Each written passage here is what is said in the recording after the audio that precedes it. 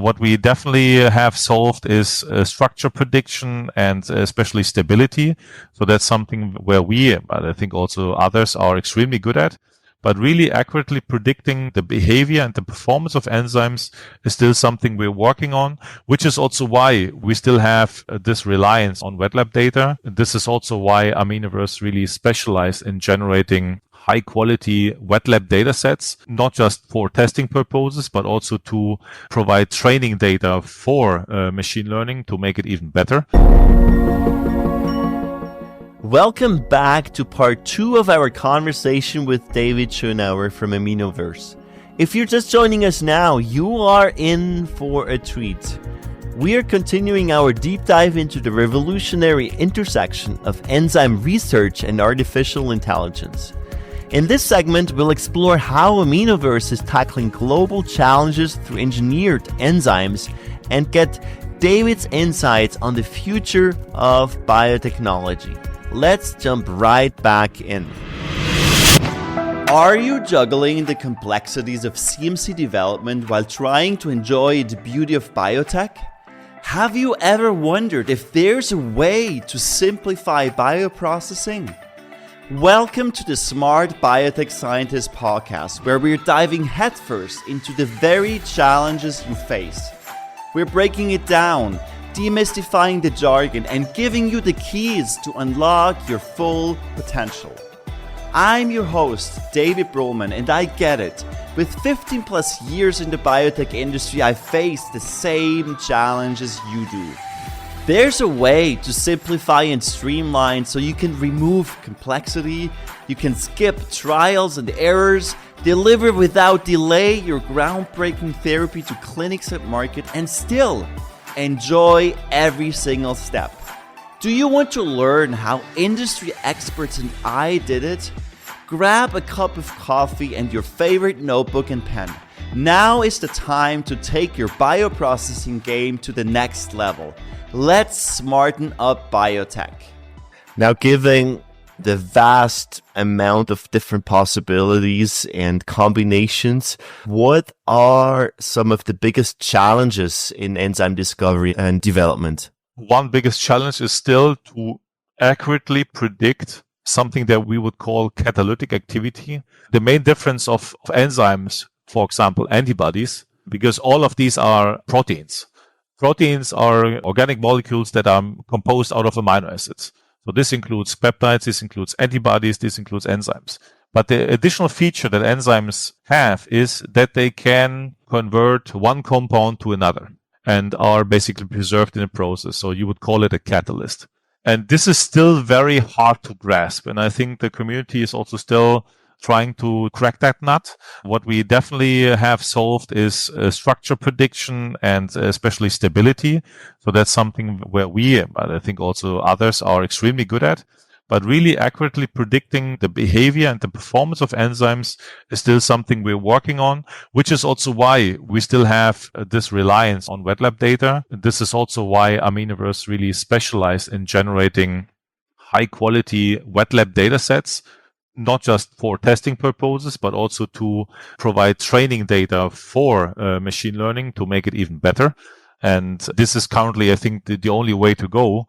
The future, I think, and this is eventually where I want to end up, and I think others want to do the same. The future is that at some point we should be able to really design such enzymes from scratch, really at the press of a button, minor wet lab testing only, but basically you're done in a few weeks maybe. But until we are at that stage, and this stage I think will only be achievable with machine learning, but until we are at that stage, we have to basically go in the mud and do the hard work. And it's of course not just us, but the entire scientific community and of course also some other companies. So what needs to happen to get to that stage? Because obviously, yes, we speak about AI, machine learning, and it's amazing, but it's only as good as the data you have. And I imagine, especially with enzymes, it's critical to have an amazing data set to really come up with the right predictions. Exactly, and this is fundamental. And when you look, for example, at machine learning algorithms like ChatGPT or others, also image recognition tools, they can essentially get their data from the vastness of the internet. So you have no problem to find billions of data points. Of course, you still need to make sense of them and structure them, but the data is out there and more or less for free. This is, of course, not the case for our field. Enzyme performance data is quite costly compared to the internet search. Every company, of course, often hoards their data for themselves because it's also confidential. It has a certain value. It shouldn't go to the hands of competitors, which means we have very, very siloed and distributed data sets, which, of course, hampers the progress there. There are initiatives to loosen this up a bit. Also, databases like something that you would call a protein gym. So a way to train the protein. So it's a very cool name as well, I think. There are nowadays data sets deposited, but again, we are really talking small numbers, something in a 250 data set range. And in terms of really data points, I would say maybe we have a couple of million. But if you were talking to a real machine learning guy who, for example, makes a translation engine like Google Translate, this is peanuts. A few million, they wouldn't even bother starting.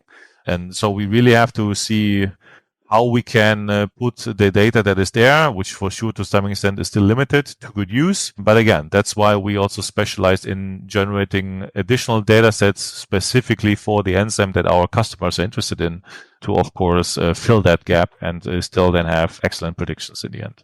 Now, data is one thing, and obviously you need an excellent understanding of the science behind, but the other thing is also the analytical part.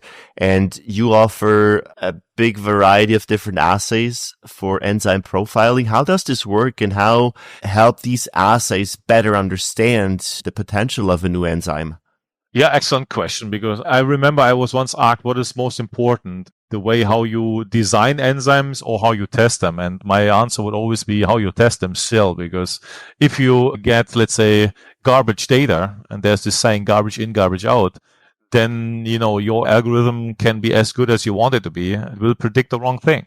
So doing or carrying out accurate assays in a meaningful way is absolutely key to every project that we have. I've seen a lot in my 13 years of doing this now. Of course, also there were sometimes maybe, especially in the early days, some mistakes on our end that you then had to learn and implement new protocols to avoid these things. But the key driver here is definitely to develop an assay that is super robust and reliable. Why? Because we are dealing with, let's say, still, not living beings in that sense. Enzymes are not living by themselves, but of course you need to produce them in a way. And for this, you use microbes. And life is never 100% accurate and never 100% plannable. So there will always be some natural deviation in it. And you have to, of course, have the right skills and mindset. On the one hand, take this into account, but also then develop protocols and tools that really can cut through this noise and still allow you to obtain accurate measurements. What are the pitfalls? Like, let's assume I am again your client and I want a specific enzymes. What are the things I need to watch out for? Of course, you should pick the right partner. That's the first thing. For me, I always compare this to just hiring an electrician at home. Maybe someone can install a new lamp for me, but who's maybe the guy that says the lamp that you want is maybe not a good idea because it will break after 1 year. Maybe you should pick a different one because it will last a lifetime. Or which is the guy who also cleans up afterwards. So I think there are additional things apart from just excellent science and that are important there to consider. So my recommendation is pick a partner that really takes ownership in this project. And this is what we do. We usually consider these projects as if they were our own, as if it was our own budget and time. And then, of course, you make different maybe decisions sometimes that are not towards the disadvantages of the customer because, I could easily sell things that are maybe not that necessary. But ultimately, it's a game of trust in as well. And per se, the pitfalls is from a scientific part, there are for sure sometimes requests that are really, really challenging.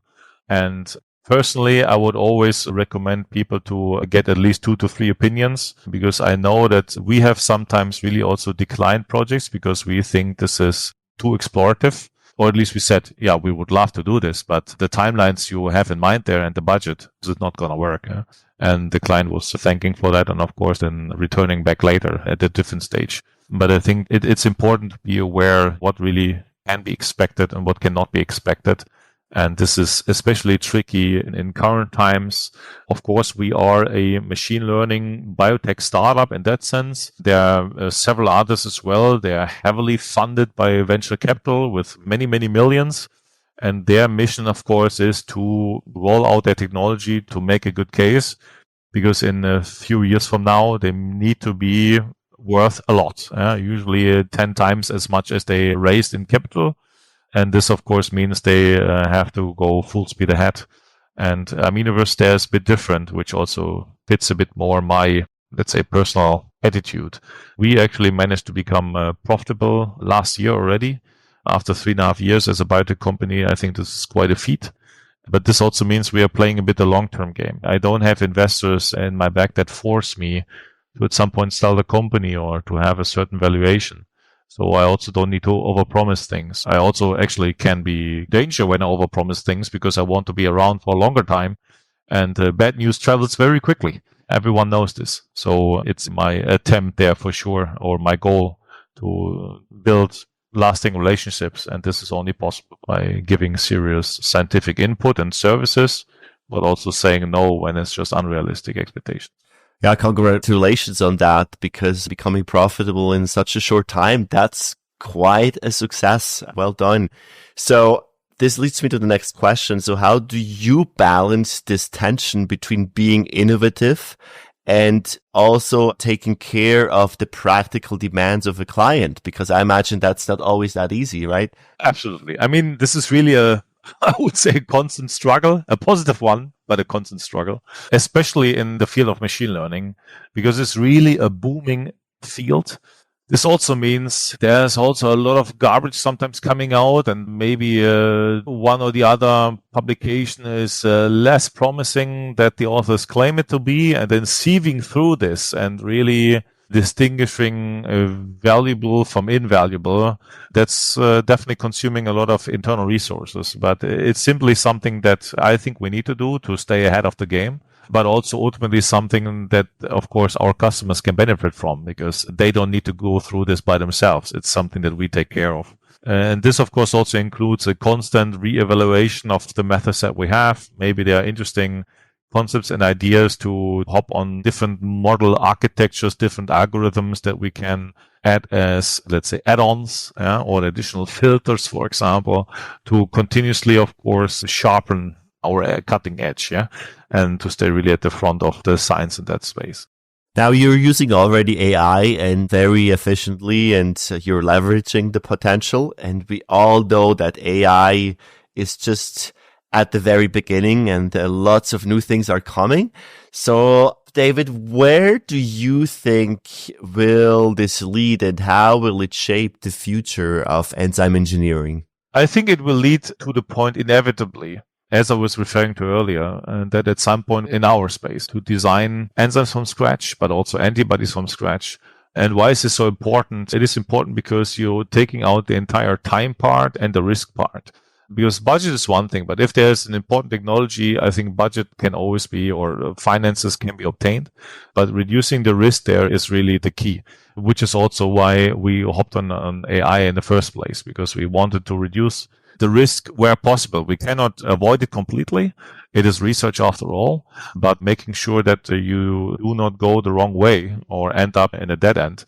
That's, I think, something where AI can help there. And it will continuously get better, because over time, more and more data will be generated, not from us, but from many, many people all over the world. And this will be to the general benefit of all of us. That's regarding our field. For the future, I think it will simply upgrade our life, but there, of course, are also other dangers associated with it that we do not really have to think about that much, because we're really focusing on enzymes alone. But any kind of social impacts, also how we grow up. I have a daughter myself. She always loves a smartphone, and at some point it probably will easily talk to her, or it could already talk to her via ChatGPT, right? This would be for sure, let's say, a weird scenario. And in that sense, I think mankind is also still like a child. We really have to learn how to use these tools, and inevitably a lot will go wrong initially, but I think this is just how it is. So in that sense, I'm also happy that I'm, let's say, not that much, or I don't need to concern myself that much with it, because we use, let's say, wet lab data from enzymes. This per se doesn't concern a living being or doesn't have psychological implications. And so I'm also quite happy with where I am. Yeah, it's definitely exciting. And I recently had a conversation with someone, and I loved the image she was using. Is that actually AI is like a knife. It can be very dangerous. With a knife, you could even kill someone, but you can use it to create the most delicious dish. And I think with AI, it's the very same thing. And I think that's just a thing we have to learn to use it to our benefit. Correct. It's a tool like every other tool, and it can be sharpened and even specialized and modified further to do exactly what we need it to do. But yeah, there's always, based on the intentions of the user, of course, the possibility that it also will be misused.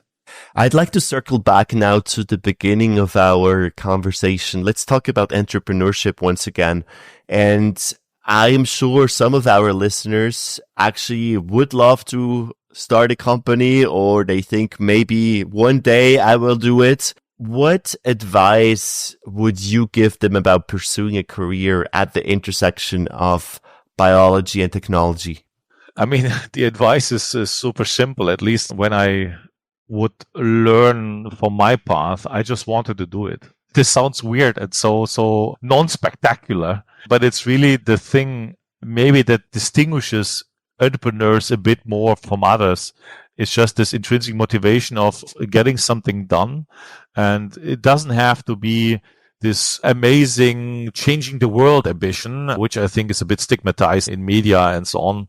I mean, startups are for sure a trendy section. And nowadays you have all kinds of additional businesses and agencies that help the startups thrive and so on. And so I think this also has to be taken with a grain of salt.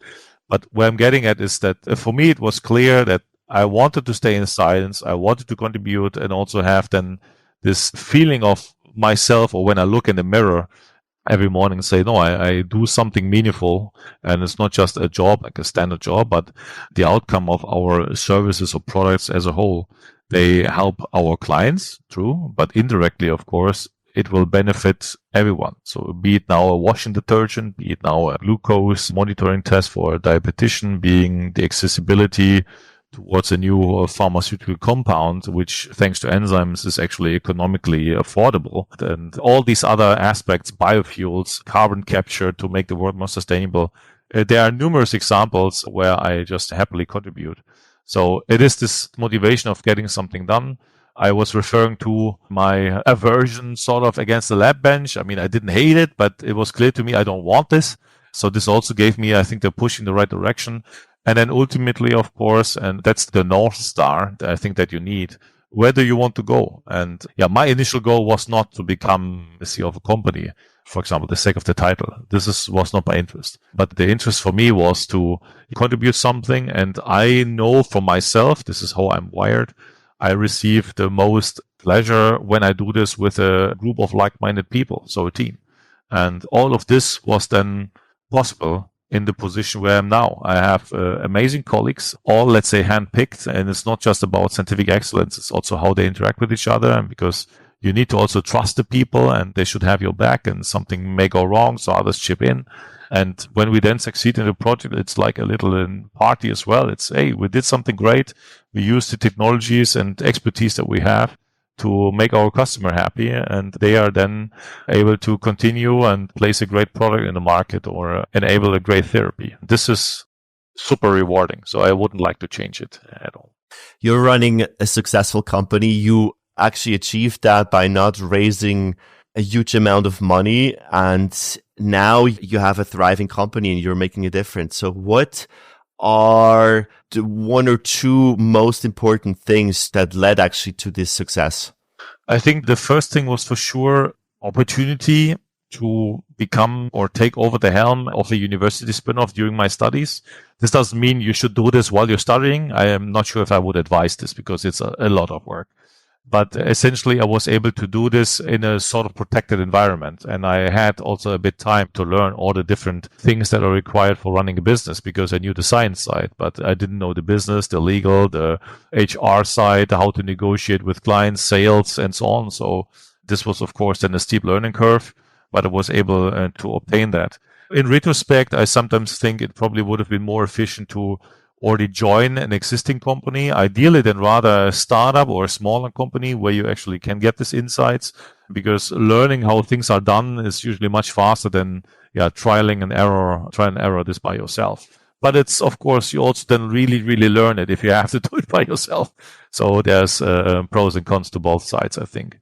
And the second aspect there, I don't know if it's a mentality thing. I mean, I grew up, both my parents were self-employed. Maybe this played a role that this was clear from the get-go. I remember one of my earlier relationships, my partner at that time was always wondering when I worked at the weekend and said, why do you work at the weekend? But it's weekend. I said, yeah, but there are still things to do. So then I rather do this on the weekend so I have time and no one is bothering me. So this is maybe an intrinsic attitude towards it, or a bit more fundamentally. Potentially this was the driving source now that I think about this. I was sure that I never want to work in my life, and work in a sense of you have to do this. Because honestly, when you think about friends, colleagues, family, usually also how we say it, when generally using a language, we say, I have to go to work. But this is, I think, the wrong meaning. It should be, I can go to work, or I'm looking forward to go to work and doing something great. And so it was absolutely crucial for me that I end up with some kind of job where I don't have to say, I have to go to work, but it's more like, I want to do this. And this has meaning to me. And of course, I can keep my family afloat and earn something, but also do something good in the process. So there were many factors, of course, to consider. And for me, in this case, it was this entrepreneurial path that solved it for me, but it doesn't mean that it has to be for others. So becoming a founder for the sake of becoming a founder, I would definitely not advise to do this. There have been other motivations that eventually the only solution to that equation is to maybe become a founder. Wow, that's so well said. I love that. I think it's all about loving what you're doing, and it shouldn't be work. Whether you're an entrepreneur, whether you're working in the lab, whether you're working in regulatory affairs, whatever. But I think that's such a great perspective, and it's such a fantastic way of working in science when you get to do certain things. As we are wrapping up, David, what is the most important takeaway from our conversation? When you want to develop enzymes, come to Aminoverse, maybe. I think for me personally, I'm always really in awe when I see what nature developed. I'm super thankful that all the researchers before us, before our times, helped us to understand that much about life as we know now. There are still so many mysteries to solve, of course, not just in our field, but everywhere. We still have to explore the depths of the space, although I think there were quite some recent events that also made this field becoming or getting closer and closer. So I can just recommend anyone who is curious about understanding the fundamentals of life or how nature works to dive into that space. Of course, you don't have to do this with machine learning. You don't have to do this as the CEO of a company. But one thing or another, maybe I hope I could inspire some people to also dive into this, because it does solve real world problems, although they are a bit more invisible than the layperson might think. But if this is something that I could instill in some of the listeners, maybe this kind of inspiration, I think then I did a good job here. Yeah, thank you so much, David, for sharing all these insights, and more importantly, also sharing your passion. It's really evident, obvious that you're passionate about what you're doing. I love that. Where can people connect with you? I think the best way generally is probably on LinkedIn. I'm quite active there. This is a way to reach me directly. I'm also super open to help others, and not just always from a business perspective, especially to other founders. I often offer them to even assist them or consult them. I do this actually for free most of the time, because I just like, or I of course can relate with these kind of builder mentality. I know that I helped, I think, others to also secure some funding, because I was consulting or sharing insights to the investors board. So this is, of course, another big part there that I like doing, being, of course, or running a service company and delivering then a service, this also has a very archaic meaning to it. It allows me or puts me in a position to help others. And this is, I think, a very satisfying thing to do regardless. So LinkedIn probably is the best way, or of course, directly on the website if it's some Aminoverse or enzyme related topic. Smart biotech scientists, please use this opportunity. Reach out to David. You will find all the links in the show notes. And David, thank you so much for being on the show today. Thank you for having me. It was really a pleasure, David. And there you have it, smart scientists. A masterclass in combining biological innovation with artificial intelligence from David Schönauer. His insights into enzyme engineering and AI's role in biotechnology show us just how exciting the future of our industry is. Remember, whether you are a seasoned biotech professional or just starting your journey, there's never been a more fascinating time to be in this field. Before we sign off, do you want to take your biologics development to the next level? Develop biologics better, faster, at the fraction of the cost with our fractional CTO services. Curious? If this is of interest, just book a free call with me. You'll find the links down in the show notes. All right, smart scientists. That's all for today on the Smart Biotech Scientist podcast. Thank you for tuning in and joining us on your journey to bioprocess mastery. If you enjoyed this episode, please leave a review on Apple Podcasts or your favorite podcast platform. By doing so, we can empower more scientists like you. For additional bioprocessing tips, visit us at smartbiotechscientist.com. Stay tuned for more inspiring biotech insights in our next episode. Until then, let's continue to smarten up biotech.